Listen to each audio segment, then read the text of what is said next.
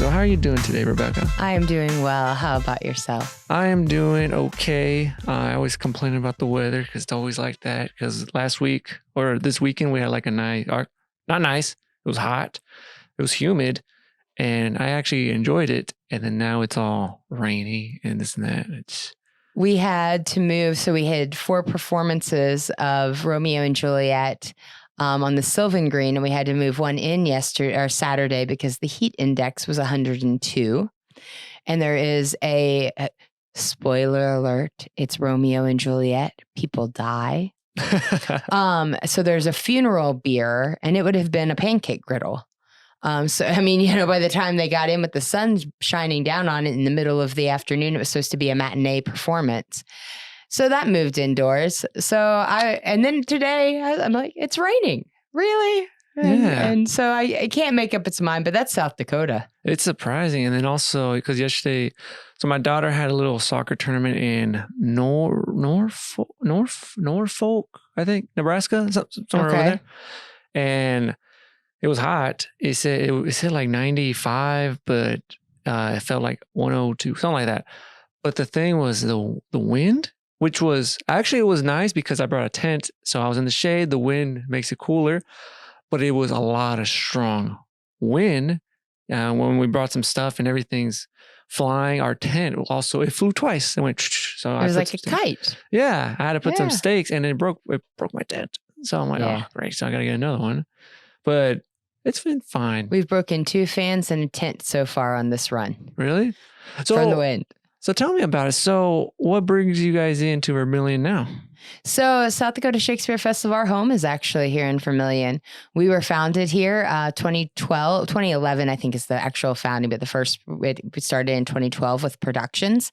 We had 3 our founding artistic director, Haya Gordon-Bland. We had our founding with business was Greg Huckabee, and then Scott Mallman. And so they founded that company back 2011 is when it was actually founded. And we have been here at our home in Vermilion since then. We have started trying to recognize that it's the South Dakota Shakespeare Festival and that we have to serve just broader and broader regions. And we're trying to grow and expand our outreach and who our audience base is and accessibility and access to professional Shakespeare here in the state.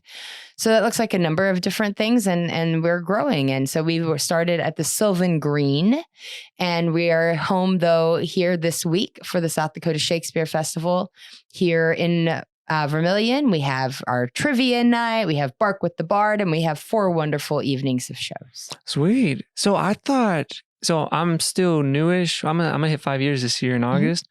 And so far it's been great. Vermilion in South Dakota so far. I thought, because in the beginning I've heard about the Shakespeare Festival. I've been there once. I went there 2 years ago because I was like, what are they doing at the park? What is that? Yeah, I was like, a lot of people are gathering. And also there was some ice cream over there. So I was like, that's over there. That's awesome. And then I heard about the Shakespeare Festival. I thought it was something USD was doing, but no, y'all guys are y'all's own thing, right? We are a nonprofit organization focused on bringing professional Shakespeare and education to the state. And so we use Shakespeare to do a number of different things, which I'd love to share here in a minute about some of our education and our outreach programming. But no, USD is kind enough that we use their space for rehearsals. They offer us a lot of support as far as some of our technical pieces.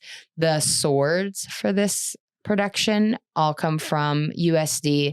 And so they're huge supporters of us and very helpful. But South Dakota Shakespeare Festival is its own nonprofit organization. What makes it different? Like, what's y'all's own spin on that Shakespeare stuff? So we've done different pieces, but I think the conversation is, how does it fit in today? Mm-hmm. What is the benefit? Why are we still telling stories from 400 years ago today? Why are they still relevant? And I think it's also a conversation of bringing professional performers and that kind of cultural exchange that exists because we bring artists from across the country. We had over 250 nationwide, actually some international applications to perform here in Vermilion for what were 10 slots when we started casting this show. Really? So, and that's not including college students from the Kennedy Center applications. So it's a huge number of folks that are here. And we also always cast some from locally and work with people who are a part of this community. And we have house stays, right, where our actors come in and live, and where they're eating at Cece's and they're in the town and in the community. And there's this cultural exchange that happens, because when they go home, they're talking about this little arts town in Vermilion, right? South Dakota. And they go back to New York and LA and Philly and all of the places that our actors are from this year.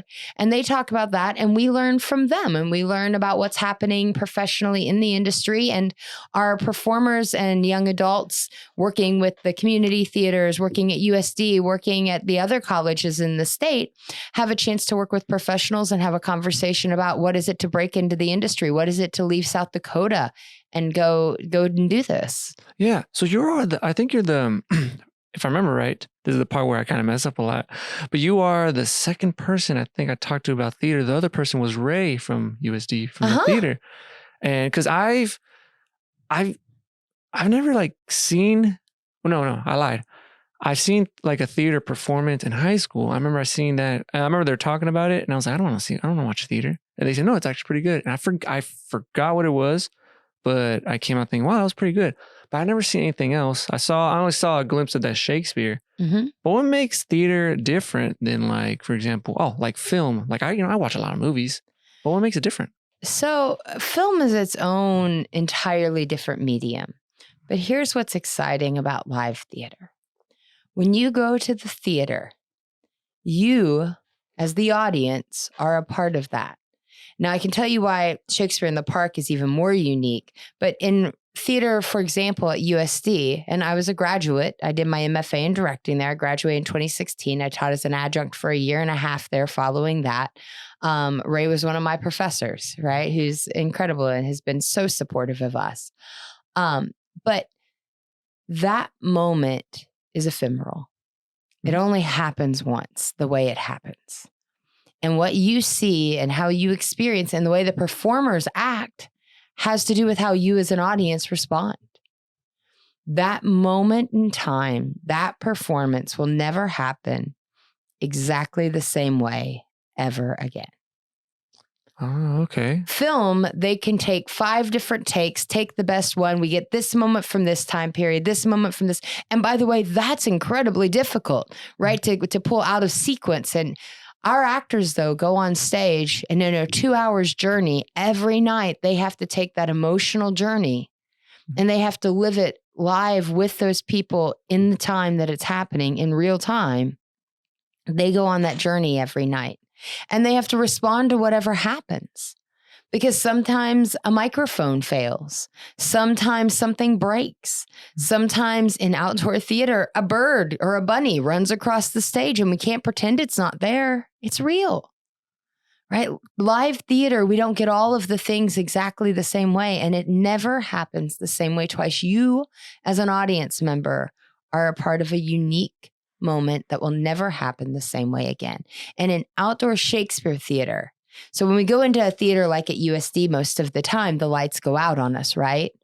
And we see lights light up on the stage, and there's what we call fourth wall most of the time, where we're peering in, we're a voyeur at what's happening, and we get a chance to glimpse in and watch something, right? But in outdoor Shakespeare theater and in Shakespeare's original staging conditions, which is why I really love using that in Shakespeare, because it's how it was written for an audience that didn't have the same decorum of we sit politely and watch this show, right? They were selling things, they were talking, and if he didn't get their attention, they let him know. I mean, right next to the theater was the bear baiting tent. And it was like, which would you like to go to today? Bear baiting or watch a Shakespeare show? It wasn't something super formal the way we think Shakespeare is. It was closer to the local soap opera, to go watch. But your audience was a character in the play. The actors talked to you. I mean, when Romeo says, but soft what light upon yonder window breaks, he's asking you, he's telling you, oh my gosh, do you see her up there? He's talking to you. When Amelia in Othello says, but I do think it is their husbands' faults when wives do fall. She's talking to you. You're a character in this play because there are no lights that go out. There wasn't electricity. We could see you and you could see us. And it really talks about how we experience things as a community. Because when we come together and the actors are talking to the audience and we're all collectively going on this ride, we come together as a community to remember what it is to feel these things and to join together with everybody in the park. So live theater is incredibly different. It is, you are a part of a unique experience every time you come. So if you come 2 nights, it won't feel the same. Ah, okay. So this is similar to, okay, tell me if I'm correct or this is completely wrong. Is it similar like when people go to a concert versus just listening to like an album? Yeah, your CD is the same every time you listen to it, right? Yeah. And when people tell me that they're nervous about the language, I always go back to this music piece. You got me on a really great, just throw in this point. When you listen to rap music, you don't catch every word all the time. Right? If I asked you to recite every lyric to your favorite rap song, you might miss 1 or 2, right? Well, and the first time you listen to it, you might miss 4 or 5. But you know what they're saying. Mm-hmm. Right? Even if I'm singing lyrics, how many times do we sing along to something in the car and we jumble up half the lines? All the time. Yeah. But you still knew what they said, right? So when you go into a Shakespeare show, I understand sometimes you're like, I missed what some of those words were. But we do all the time in music. And it is verse, right? If you trust and you have actors that can deliver it, you can catch. It's like, well, I missed a couple words, but I totally know where we are right now. But it is like that. The concert is a live moment that never happens exactly the same. They say something a little different, the way the audience interacts with the artist, right? These are artists interacting with you. Ah, okay. So it is similar. Now I get it. Because my sister, she loves going to concerts. Actually, my parents and my sister, they love going to concerts. I've never been to I'm a boring guy. I like playing video games, which explains because not every time you play a video game, it's not the same. So I'm starting to understand it. But yeah, they'll say it's so amazing, this and that. And then I'm like, well, how's the music? Is it the same? No, it's different. And sometimes they mess up, but they enjoy it. So it's probably the same with the live theater stuff. We all mess up, right? That's part of being human. Yeah. Seeing how people deal with it. You don't go to, no offense, you're not coming to Romeo and Juliet to see how it ends. You don't watch the movie The Titanic to see how it ends. You already know. Yeah. You come to watch the journey of human beings and of people that are experiencing things that we relate to. And sometimes messing up and knowing it's okay to be human and acknowledging that's pretty liberating too for all of us. You are right. And that's oh snap, this is starting to connect because I'm starting to, oh snap. And I'm just throwing the video game because I just love it. Like for example, I'll play a simple game that everyone knows, like Super Mario Brothers. Everyone knows that. You already know what's going to happen at the end. You save the princess. But that journey or you messing up and you're trying to figure it out, that's the same. That's why that's why people will play because most of the time, it's not the same. You'll take a different journey. If you are enjoying this and want to be a guest or sponsor, email me at vermillionunplugged@gmail.com. Yeah. You try a different path and you find out they've hidden 6 different paths to get there, right? Yeah. And you can take all of them, get you there. It just does it a little differently. Whoa, that's trippy. Oh, snap. Well, and it's why if you watch one version of Romeo and Juliet here, we will have interpreted it differently than somewhere else. They're not at all the same. Yeah. So what makes Shakespeare why are we still talking about it nowadays? It's so classic. It is. And it's one story. It's one group of stories that got passed down. And there are certainly lots of different artists, playwrights, storytellers that we should explore. But Shakespeare in particular might have been one of the best. And mind you, copyright laws didn't exist. Shakespeare would not even be surprised. He'd be like, oh, this story works really well. Let's add this little piece in and one from over here, right? It wasn't meant to be read. It was always, they weren't even compiled into fully written. Actors didn't have a full script. You gave me a fun look here. So sorry, I had to, right. But they weren't meant to be read. It was never, actors didn't even have a full script. They had their lines and a couple of lines before them and had to figure out how to respond, right? Because printing was expensive when Shakespeare was writing. But the way he uses language, he captures human experience, and he does it very, very well. Certainly not the only person who does it well, but he does it very well. I think the conversations that exist now is how do we take the human experience part out of it and sometimes leave behind what is culturally just specific to Elizabethan. But it's also, what is it from that period? Because they certainly work well when we tell them in that setting. So SDSF has set things in different periods over the years. I'm going to cough. I'm going to take a drink of water. My apologies. Shakespeare, even at SDSF, has been set in multiple periods, multiple time frames, different ways of setting it. And because the stories are so based on human experience, it can be done. And he captures not only in characters, but basic human desires. He captures in language ways that really allow us to vocally say with sound, right? The way we're feeling. And then he uses meter, like the rhythm of the lines, that also give actors notes about what the intention, about the change in rhythm when we feel something. And so his works are very unique and very well done in that. And not the only great version, but one of the great versions. And we see that in the work that we're doing with like Juvenile Detention Center. We have had 3 classes. We have one more tomorrow morning. And we've taken 4 classes to the Juvenile Detention Center. And I'm not joking when I tell you the young adults that I've been working with, ages about 14 to 17, they understand these stories.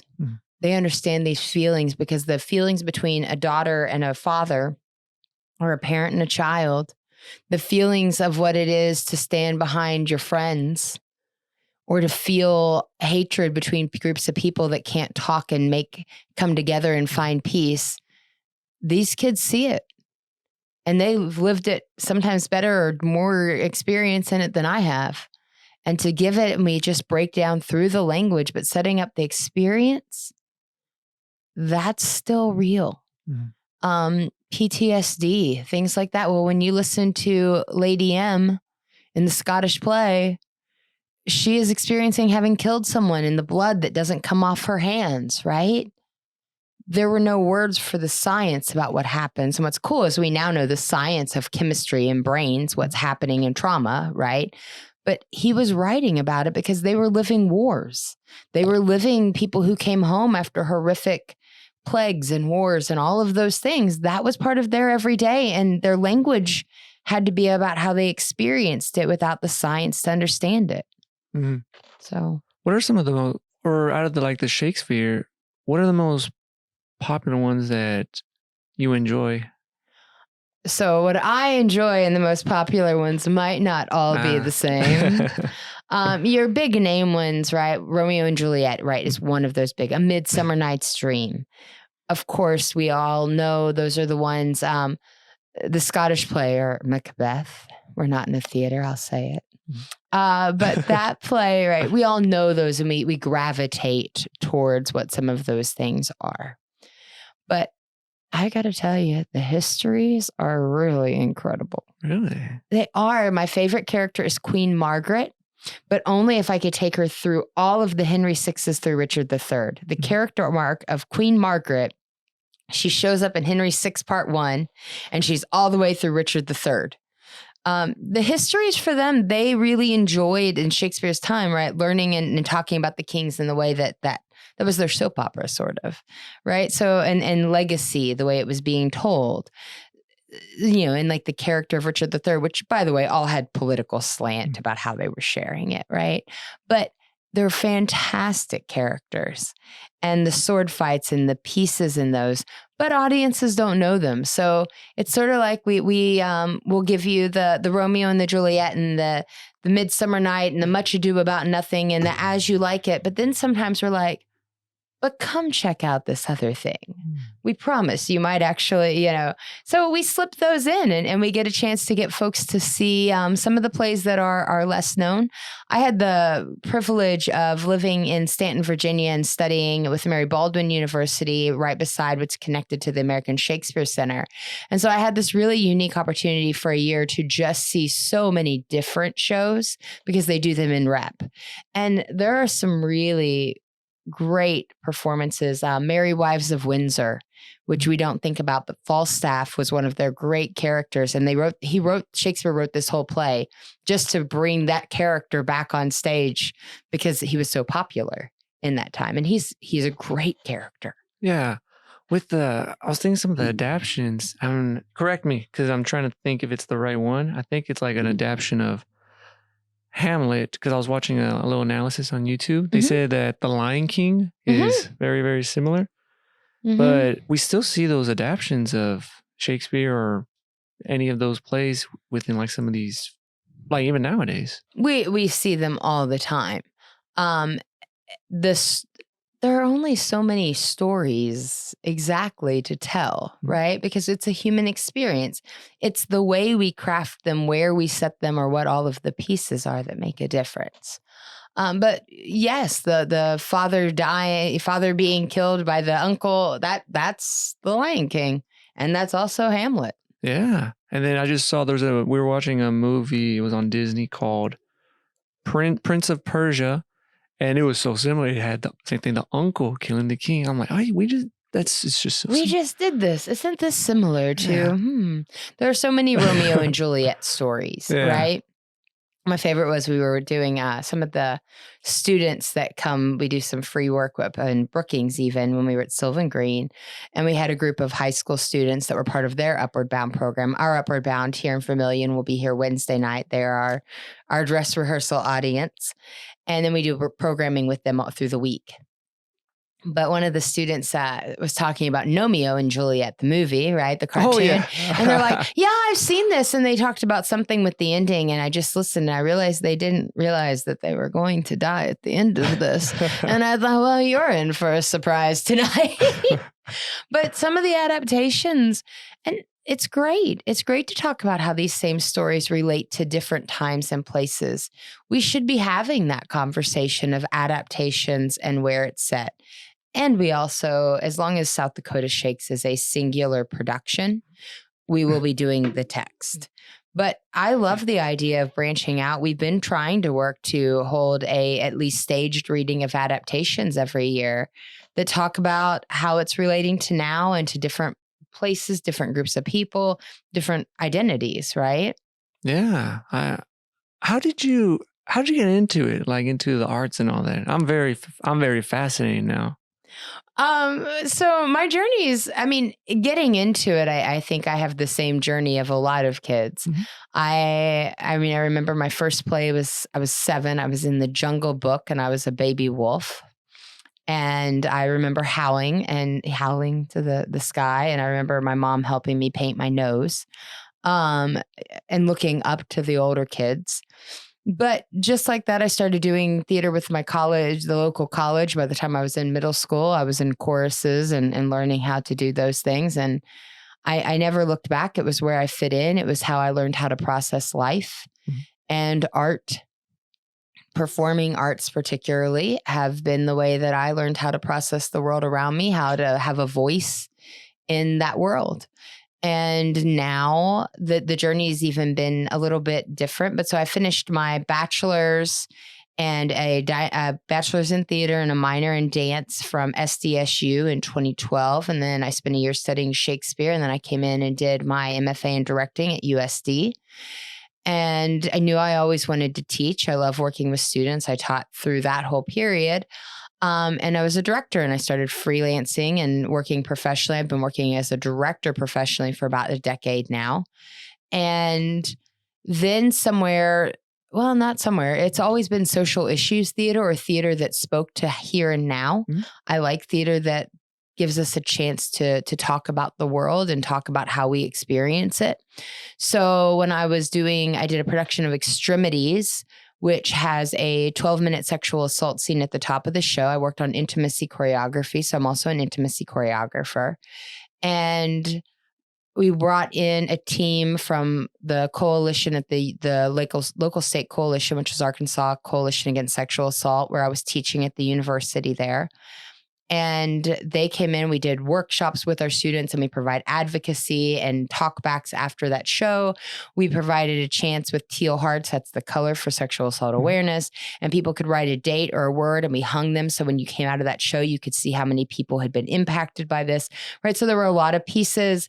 And that's one of many ways that I've used it, but I got hired by them, interestingly enough. For the last 3 years, I've been working with them using theater as a way to respond to trauma, violence, compassion, fatigue, and for healing. And then also for how we teach. Mm-hmm. So that, that moment when you understand something, but trying to get it out of your mouth, it doesn't come out of your mouth. Yep. Yeah. So we try to teach in a way that allows us to process, but to put in our bodies the things that we're learning so that when they work with survivors, they are ready and that they actually have those things in some muscle memory. So that's what I've been doing for 3 years. I'm going back into academia. I'm starting at University of North Carolina in Greensboro, but I'll still be coming back here, right? So I do both. But the work and the thing that really excites me now and my journey has gone to how do we use theater as a means of finding safety and confidence in my own body? How do I build connections and boundaries and understand perspectives of others? And how do I then kind of take agency over my own narrative or understand how I tell a story so that I'm in control of my own story? And how do we use theater as a really great way to do that? And then I love working with, of course, professional actors and telling a story that impacts and allows us to live through someone else's perspective. And I think Shakespeare is one of the great ways to do it. Cool. Is there like a goal or anything you want to, I don't know, like you're like, hey, hopefully I'm right here, or you're fine right now? Is there, I don't know. What's going on? I think for South Dakota Shakespeare Festival right this minute, with changes in the way the world is, sustainability so that we can keep doing this. I think helping us to understand why in worlds and times and conversations that can be so divisive, coming in and just looking at the things that remind us of why we are human and that we are all humans going through these things together. And how do we look at it from different perspectives? And my goal is how do we continue to do this and take care of artists sustainably for their careers, right? That they get paid for their art, remembering that the folks who come here for 5 weeks, this is their full-time job. And this isn't a summer hobby. This is their job. And how do we take care of that? Because I think art has been the thing that allows us to remember what has happened. It is the legacy maker. It is the pieces. Storytelling has existed since we had language, before we had language to share, through sounds, through bodies. That's the thing that we look back and we remember things about history from Shakespeare, from the Greek plays, right? From the art, not just theater, from the visual art, the music. And what is the art of our world going to say about us 400 years from now? What is the story we're telling now that's going to help transcend us and tell what we were about? With that recent stuff that started happening, and we won't have to go all the way into the political stuff, sure. But how has it affected y'all? I know we saw like, well, it affected me at my job too. But how has it affected y'all?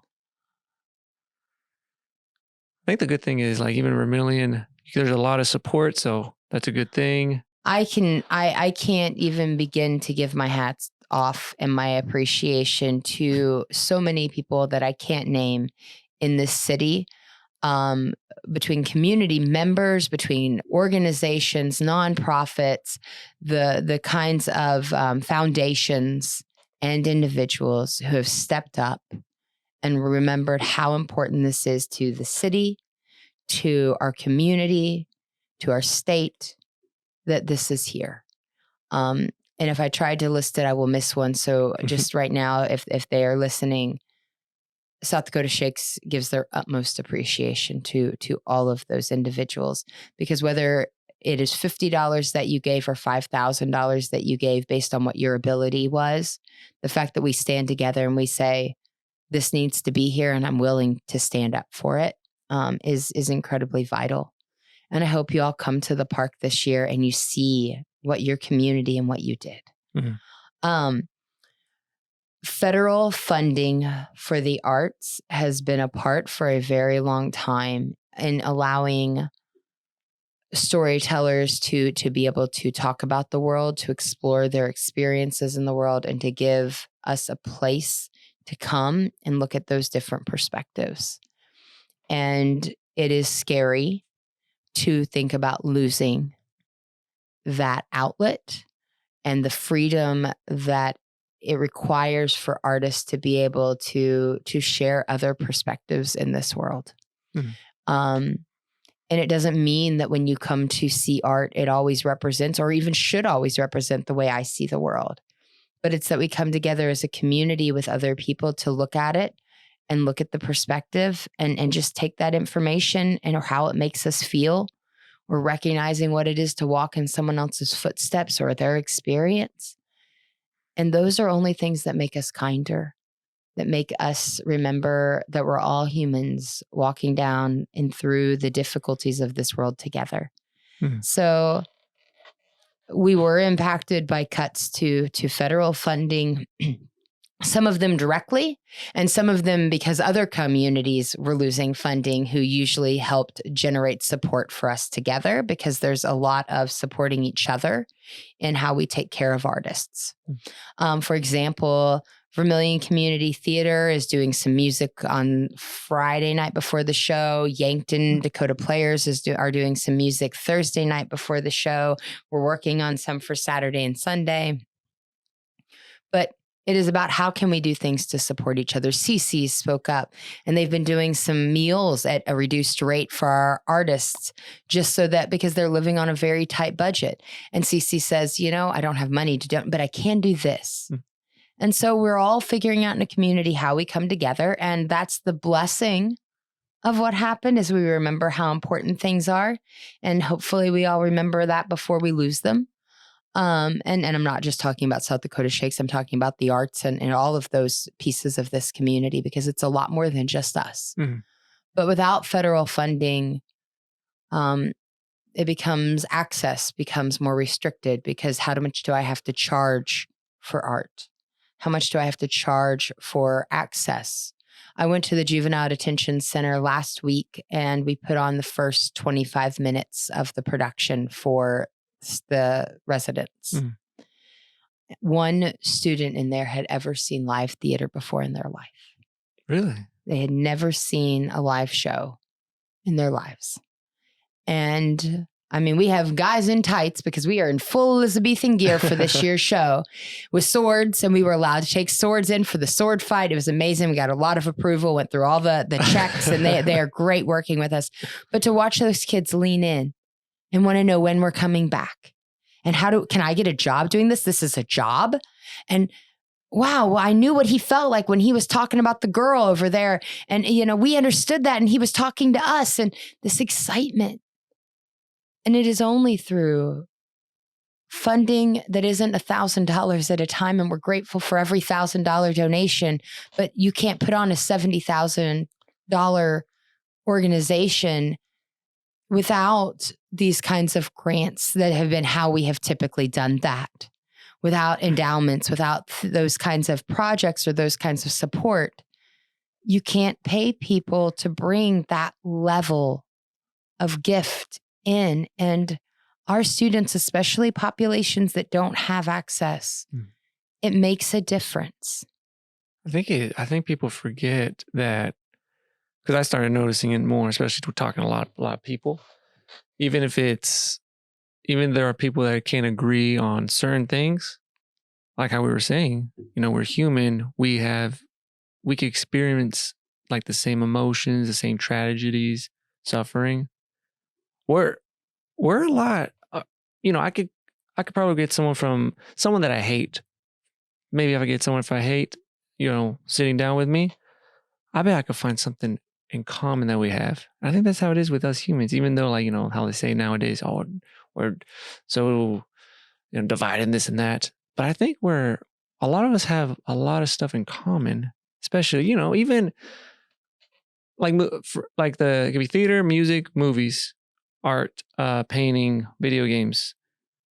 You can have like certain, different groups of people all watching the same thing, and they'll have those same emotions or same experiences, even if they grew up in they have a different background or something like that. But like some of the arts, it brings us together. That's how I see it. I agree in the sense that we all relate to them. Our lived experience means that we might relate to them differently. Our lived experience means that I might watch something and I might feel a very different way than you do about it. But it impacts me.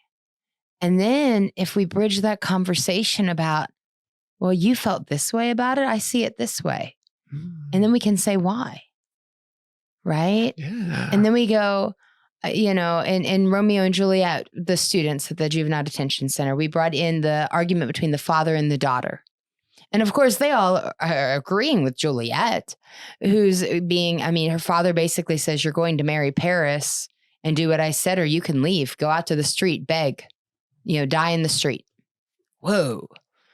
I don't know, do you think there are teenagers today, though, who get told if they make certain choices that they can just leave?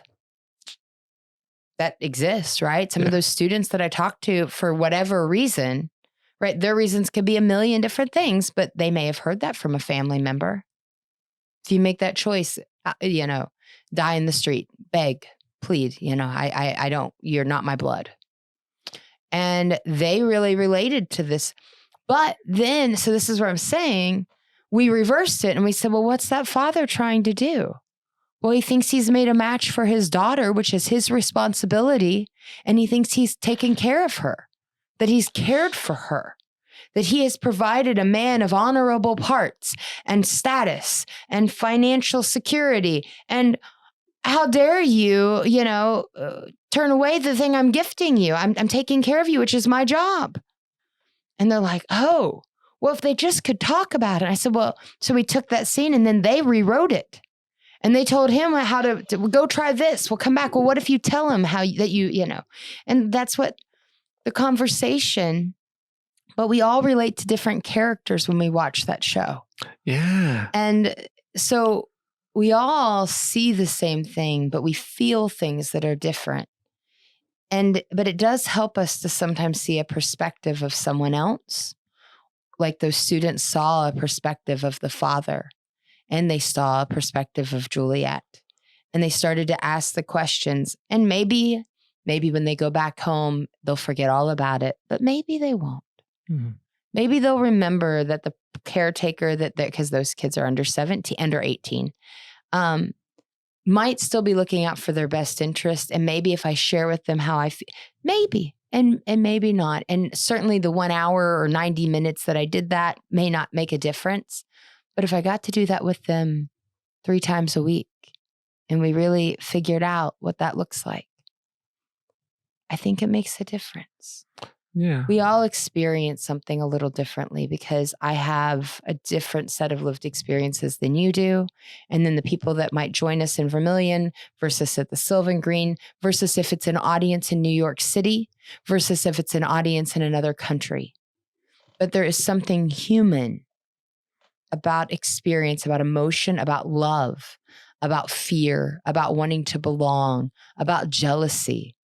Those are human emotions we all experience. Mm-hmm. And good theater works off of the things that we still have in common, even when there are differences. Yeah. I really enjoy stories where there's a conflict between like family members because it's real. Mm-hmm. One of them, we were watching it this weekend. So there's a movie I've talked about a few times too. I don't know if you're familiar. It's a movie from DreamWorks. Came out like in, was it 90s or in early 2000s? It's called The Prince of Egypt. So they did like an adaptation from Exodus.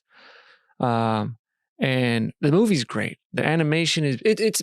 I could talk about just the animation, but if people know, well, in the movie, you got Moses and you got Ramesses, and they're brothers, even though they're not blood related. They grew up together. Mm-hmm. And then if people know, Moses, he goes off, he has to save his people, and then Ramesses is now he's the pharaoh, this and that. But what's interesting, because I was paying more attention to the movie when I was watching it a few days ago over the weekend, it shows the struggle between these brothers because, they're brothers, they love each other. It shows them getting in trouble in the beginning. Sometimes they fight, argue. At the end, they love each other. Now they got this, now Moses is there. He has to protect his people. And you got Pharaoh. And in the beginning, I remember watching it, years ago too. You would think, okay, well, Moses is the good guy. Ramesses is the bad guy because he's trying to save his people. I was watching it again and I watched an analysis and it's so good because because Moses comes back and then you would thinking, oh, the story's going to play out. He comes back. He wants to free his people. But no, he comes back. First thing they see each other. They're happy. They're excited.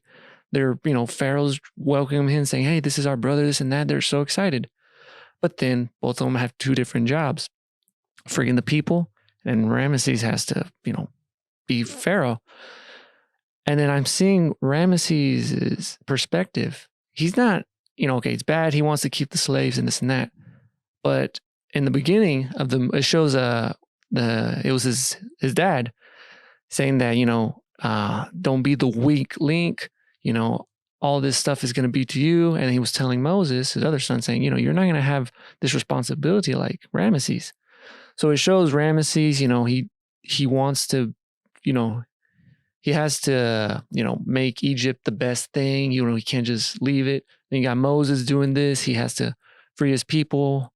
And the bad thing is, since they're brothers, they have to go against each other. It's tragic. I don't know. It gave me rewatching it now, man, I don't know if it's because I'm an adult.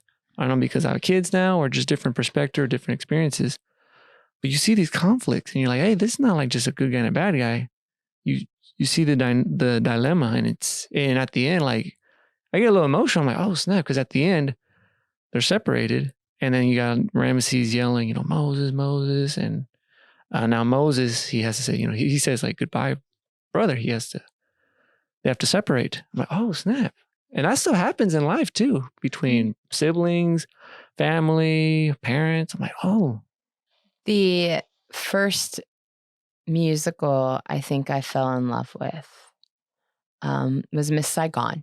Mm-hmm. And my parents had seen it in London when it first opened there. So this would have been like 89, 90. I was a kid. And, but it was because there weren't just good guys and bad guys. And it was the first time I'm sure were lots of other shows that weren't. Yeah. It was just the first time that I was at the age and I got the mute. There were a couple other factors. The lead is not a soprano. The lead females in all musicals up to that point that I had been introduced to were always sopranos, which I wasn't, all of these reasons. But my parents brought home these tapes and, without getting into the plot of that, because it's one of those big, like epic stories by the same people who did Les Mis, kind of epic sagas, right? And that's another one. You start to recognize the really great stories in life and the ones that get us aren't when people aren't just bad for no reason, right? The bad guy often has part of a story, and the really compelling ones are when they're fighting the things inside of them at the same time. Moses and Ramesses love each other, but the roles and responsibilities that they have been asked to have in their lives go against the belief system of the other person. And Ramesses, that wouldn't be a light load to keep your people together, like your country, right? And if you've grown up believing this is how something is supposed to be, this is the way order is kept, and this is how I do that, it's a lot to change that agreement in our head that it could look like something else. And we hold on to ideals sometimes even when they hurt people because we can't let go of what the responsibility of how we think it's supposed to be. And that's an amazing story to watch someone fight that. Yeah. Right? I'll watch that kind of story all day long and I'll also relate to it. Mm. as a parent, when you make a choice for your child that you know you're making the right thing, but you also see it hurts or it's hard, that's a pretty hard dilemma, right? There's a really couple of great musicals that explore some of those things now that are being talked about or being talked about with mental health. And those are conversations that are real that we all experience. And then maybe it's different there, but just like Ramsey's, you've had a time that the order of how to keep your house together or the way to keep the finances or a move or a family situation and feeling like what my responsibility is supposed to be this thing to maintain structure and to protect everybody. And yet, we're fighting against something emotionally maybe we see that we believe in too. Yeah. Do you know the show, what's that show? We were just watching it. Breaking Bad? Oh, yes. There we go. Some great Bryan Cranston. Is that right? Yep, that's him. Yep. See, so me and my wife we're rewatching it for the 10th, 13th, whatever time. Because you can, because it's great. Yeah, it's just so, it's great. I could go on that. So, and my perspective has changed because every time, now since we've seen it, I know what happens. We talk during the show, and before, and this is just me, and now my thing has kind of changed. I in the beginning, I thought Walter White, people want to know, I thought he was doing the right thing. And then my wife sitting next to me would complain saying, no, he's bad. Well, of course he's, I guess, however you watch it, but he's bad. And when we're explaining it, because I was saying, no, he's, okay, not doing the right thing, but I have sympathy for him because, so he has cancer, his he's leaving nothing for his family. He's doing whatever he wants or whatever he can for the family so they can have money. That's, he's doing it for his family. On my wife, she's looking at it in a different way. And she's saying no, because, first of all, it's illegal, putting the family in danger. And it doesn't matter. Like, I guess she's saying, it doesn't matter if they don't have money. They'll figure it out. They'll have a way, you don't have to do all this stuff. And we were watching, I'm like, nowadays, I'm okay. Yeah, it is a different perspective. Like, she sees it different. I see it different. I'm not idolizing him, but it would be maybe if, I don't know, if something tragic, I would probably do, anything for my family. And that's how I was thinking, well, he's doing anything for his family. Yeah. So it was just different perspectives. Yet the wedge between he and his family is actually growing further and further apart in that story, right? Yeah. I mean, but don't we all relate to that? We're like the thing we're trying the hardest to get, and maybe we're going, and then suddenly we actually miss the mark because we tried so hard that we missed seeing what we were losing in the process. Yeah. Yeah. It is, because I remember that part where, they start arguing. He's like, he's doing it for his family, or he's like, I'm doing it, this is all for my family. But then you're like, is it for your family or is it for you? And when does it change? Like there was a baby, there's that step too far. There's that really fine line, right? And I remember, I think, I haven't watched that TV series in a while, but I remember you kind of get to the point where like he could have backed out, that there was enough that he could have taken care of people and he could have stopped. And then power, and I mean, but that's watching Richard III. Like, this is watching so many villains in Shakespeare. And, it's like, I see him. I understand him. It was Merchant of Venice we had last year. Gratiano, who is a despicable and hysterical all at the same time, right? And I remember watching audiences watch him, because that's what I do. After I direct a show, I watch audiences watch the show. So when I'm creepy standing in the back of a theater, just so y'all know, it's because I'm like, did that joke land? Are they laughing? Oh, look at that. Look at that. Look at they're drawn in at that. What's making it happen? Right? So that's how I watch a show now. But Gratiano is this loud and boisterous, and he's funny. And we had a great actor playing him last year. And he's making all the jokes and everybody's laughing at this guy, right? But then by the end of the show, with some of the, no nice way to say this, very derogatory anti-Semitic comments that character makes, I remember audiences laughing at him and then realizing what they had just laughed at, and you just heard it go silent. Whoa. And it's that moment that you take a step too far. And Bryan Cranston's character has the moment he could turn, and like he had actually accomplished the moment that he could take care of enough, and he can't stop. And we're angry or we're bitter or we're resentful. But that's human. That's so human. Yeah. And that's what makes a great story. And Shakespeare, he did it 400 years ago, and we still do it with theater today. His just happens to be one that is really easy to mold and shape to different periods. But like when we did Merchant last year, we looked at some of the comments in there, and we talked about what was period from Elizabethan that really didn't serve a story that was inherent just from that period. Mm-hmm. And then what served the story that was difficult, and language that was a hard show, but it served the story we were telling. And so Shakespeare also has no copyright. It's public domain. Yeah. So it makes it different than a playwright today that's writing to a very specific time and place, and they're still here, and they're still, or their estate is that you have to keep it in that lane. So Shakespeare is also really great. The same with like Greek, because we can take those raw human emotions, but we can manipulate it to fit different places. And then sometimes, like the work we do here at South Dakota Shakes, we lean pretty into the original practice and the original text, and we talk about how does it still relate. So that's a little bit of what the spin on it we have, but I think the other is equally as powerful. And if we could have enough room in our budgets and our worlds to talk about both, we would. Yeah, I love it when they take a play, a story, a music, anything, and just put like a different spin on it. Mm-hmm. Do you know that, man, I'm talking about movies now. Do you know that movie, Joker with Joaquin Phoenix? I do. I haven't seen all of it. I've seen clips. Okay. I don't know if it's not too much of a spoiler, but so, I'm familiar. I think a lot of people know who the Joker is, as in, rival to Batman. Simple. And then if people want to make it more simple, he's a bad guy. He's actually, a really, really bad guy. Yeah. Simple. And when this movie came out years ago, man, I feel old now. When this movie came out, years ago. Welcome, friend. I was expecting, just a villain movie, but no, it was actually kind of same time. I'm not giving sympathy to the character or idolizing him. But a lot of people, they related to him, and it's a tragedy. So, they talk about mental health, which is very important. Mm-hmm. And it just shows, just the origin with Joaquin Phoenix Joker. And it's just so tragic. Like there's mental health with him.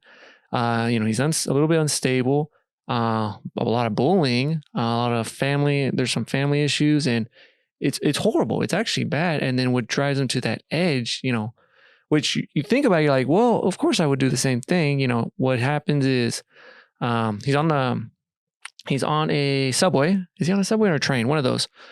And then what happens is he's in a clown. I think he's in a clown costume still, something like that, for work, which is bad too. And then you got these three, because it's in Gotham City, these three rich college kids or something. They're super, fancy, and they're messing with them. They're picking on them a lot, hard, and I think they're like kicking them, this and that. And then before that, a friend of them gives them a gun, saying, "Hey, you need some, protection, this and that."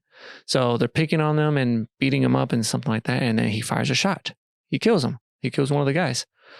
And I think where he steps too far, where he does step too far, now he kills the next one. And then he goes after the other one. And then, because I think I was watching the same thing, another analysis on a police report thing or a lawyer case. If this was real, they said, yeah, it's self-defense. The problem is he went after the guy and he chased him. And then, that stuff happens. And then later on, it shows him, starting to go more nuts. And it's more like anarchy and this and that. But he got driven too far. But there's some relations like, hey, quit. People started relating a little bit to that movie or to that character. But it shows how like they give these different spins on, on the bad guys and this and that. I'm not saying, hey, idolize the guy or feel sorry, but it's cool because you're like, you can feel that relation. Do you think we're all the hero of our own story? Ooh. I would say to our own story. I mean, we're all the protagonist. We're all trying to survive. We're all trying to do the thing that takes us and achieve something. We all, if we could write a book, we are the protagonist in our brain. We only hear our brain, right? Yeah. And even when we do something to take care of other people, that's our protagonist, right? That's our journey. Every villain has a story, and every good villain has a story, has something we relate to in them. That's what makes a great villain. Yeah. It's the person, though, who goes too far, right? Who steps the other. And we relate to it because we relate to feeling the Joker. And when somebody pushes us to reacting and not having to stay in decorum, not having to stay in polite choices, not have to stay in the world of right. We've all fantasized, hopefully not about that, right? But we've all fantasized about saying something to someone that we don't do, right? To your boss, to your, a coworker, to somebody else on the street that cut you off. We've all said it in the car, right? Even though they're not there. Or fantasize about how we would say something, but it isn't how we do it because there are these rules of being, of decorum and of how I'm supposed to act or what the repercussions would be. And thank goodness we recognize that how I feel doesn't mean I get to act on it, right? But we all think those things. That's why we relate to a villain. Yeah. Is they do them. It's why actors like playing them, is because we do it in a safe way, but we get the chance to experience feeling things that don't fit into our everyday lives and certainly probably shouldn't in a lot of cases. But Romeo, back to my juvenile. So just being really clear, education and outreach is as much a part of this mission for South Dakota Shakespeare Festival as bringing in professional actors. Our point about bringing in professional is that we are also providing access to all of these educations and outreach and opportunities to interface and learn from. Because just because of a rural area and just because that we don't live next to New York City or some of those big hubs of theater, we deserve the same access and the same opportunities to learn from what is great and to share with them what's great about us. Yeah. Right. So, but the students, we go in and we talked to the first day and we asked them how long they thought Romeo and Juliet, like the story, took place. I'll ask you the story from the time Romeo and Juliet meet each other until we go through the whole play.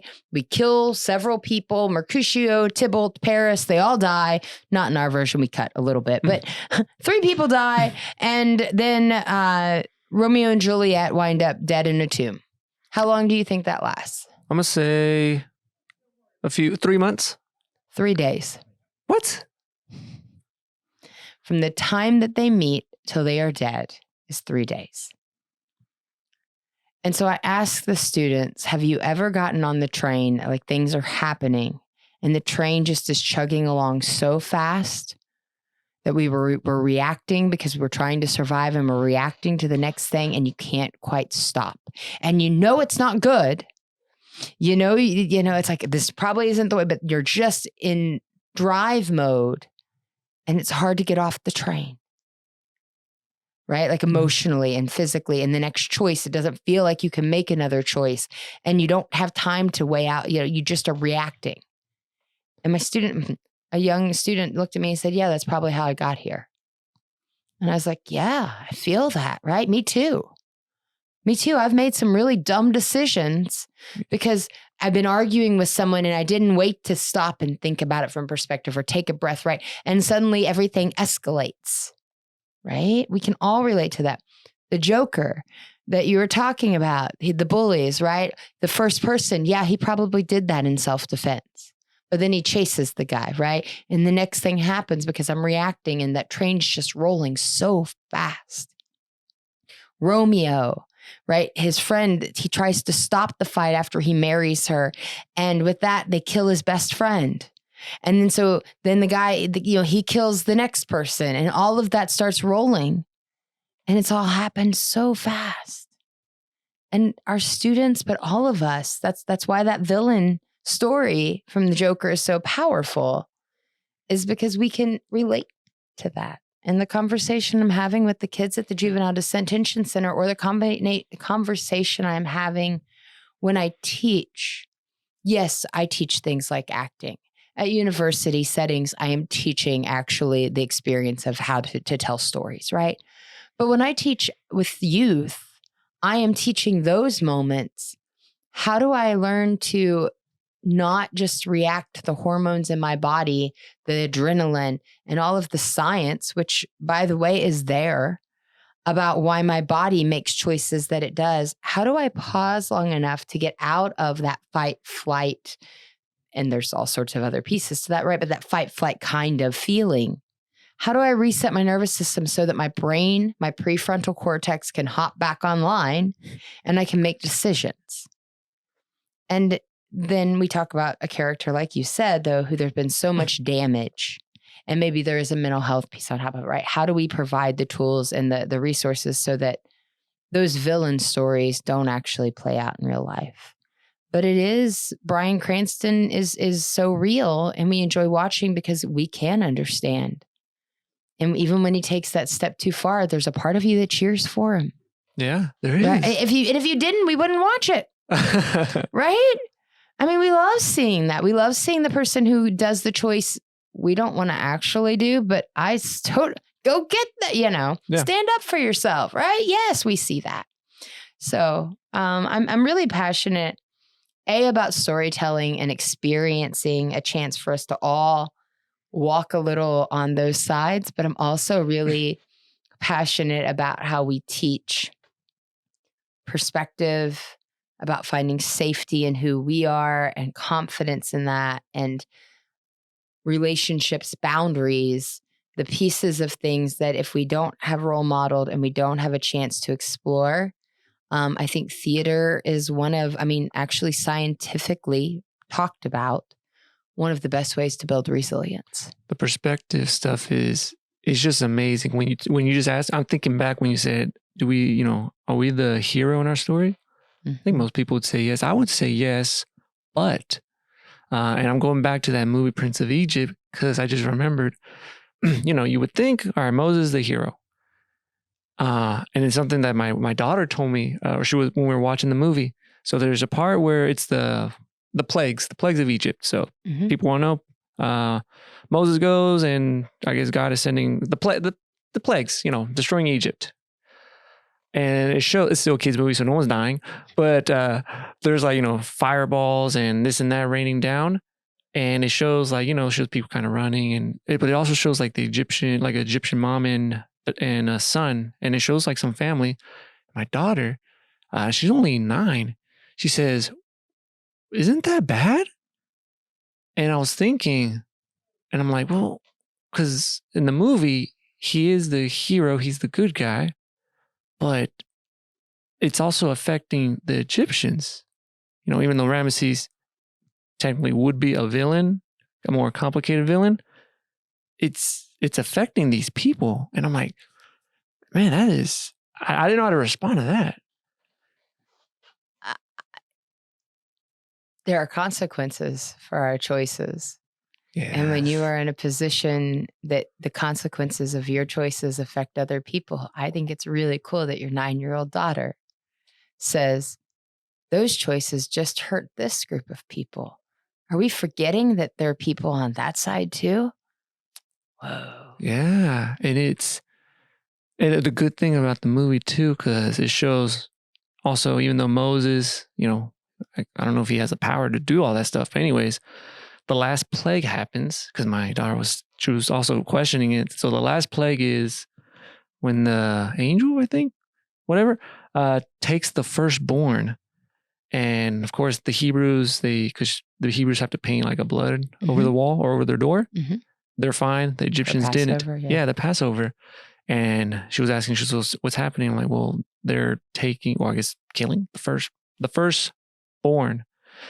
And it was like, oh snap, it's kind of, because she was saying, is that good? I'm like, I don't know. That's kind of dark, isn't it? It is dark, and especially in the cartoon.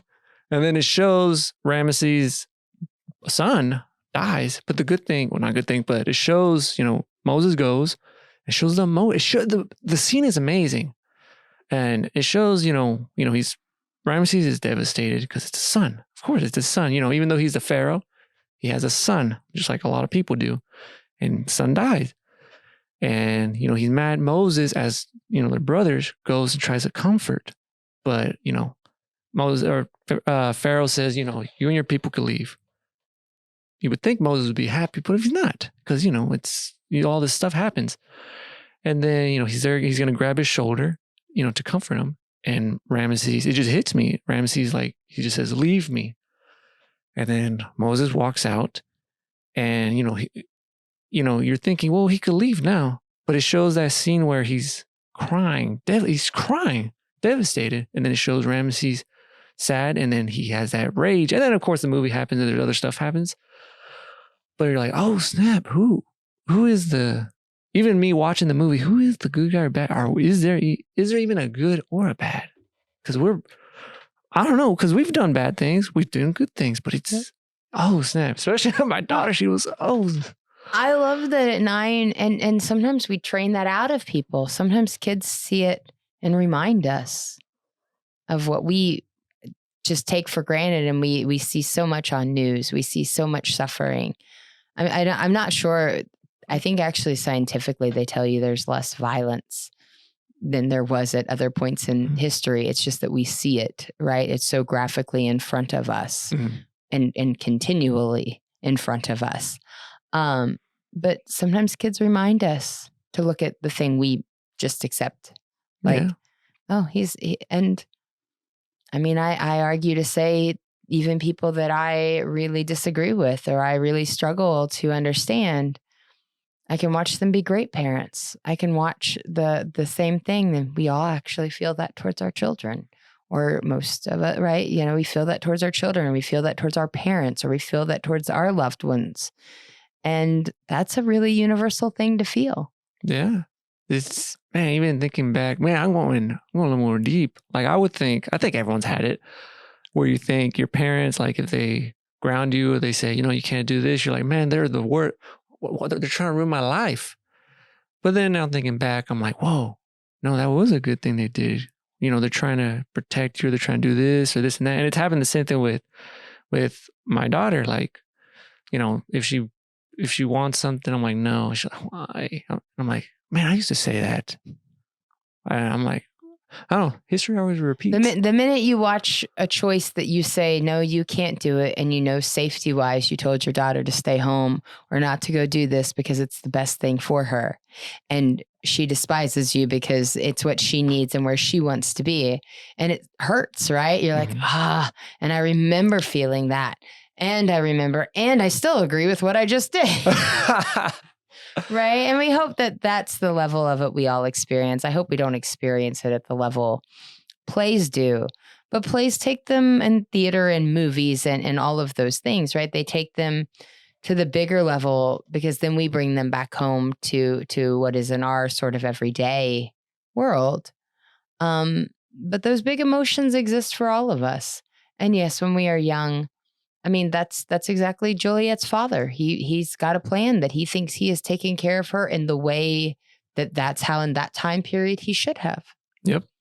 And it's amazing that teenage children haven't changed that much, right? Our desire to make our own choices and coming into adulthood where we think we should make choices. And no offense, Juliet would be 14 in this story. Hormones and moving forward, right? It's real. It was real then. Yeah. It's real now. I know. I can't. Good luck. You said 9. Yeah, it'll be a fun time. So, man, we are an hour, 10 minutes, but I do want to give you the last words. So, when can people watch it? Y'all's play? We are the 26th, 27th, 28th, 29th, Prentice Park. It is a free will donation. So there is no charge, but we do ask for donations. Tickets for professional theater run anywhere from 60 to more. Even in that, if you go to see a tour, right? These are actors from all over the country. But free will donation, our activities are happening at the Vermillion Public Library on Friday. We have artists from our group who are coming to teach. There's a class 10 to 11:30. There we go. And 1 to 2, there are 2 different classes from 1 to 2. We have Bark with the Bard at 11 a.m. where you can bring your dog. We have a 5K or a half version where you can cut out a little early, but bring your dog. There'll be pup cups. There'll be cute hats and pictures on the set, and enjoy some sunshine with your family before you come back to the show that evening. But the main event is the 26th, 27th, 28th, 29th at 7 p.m. at Prentice Park. Music by some of our local theaters for sure, at least 2 nights. Food from CC's. All sorts of good times to be had at the park. And we really hope we see you there. All right, sweet. I think that's where we could. I do want to thank you so much. Thank you so much. It's been a pleasure to visit with you today.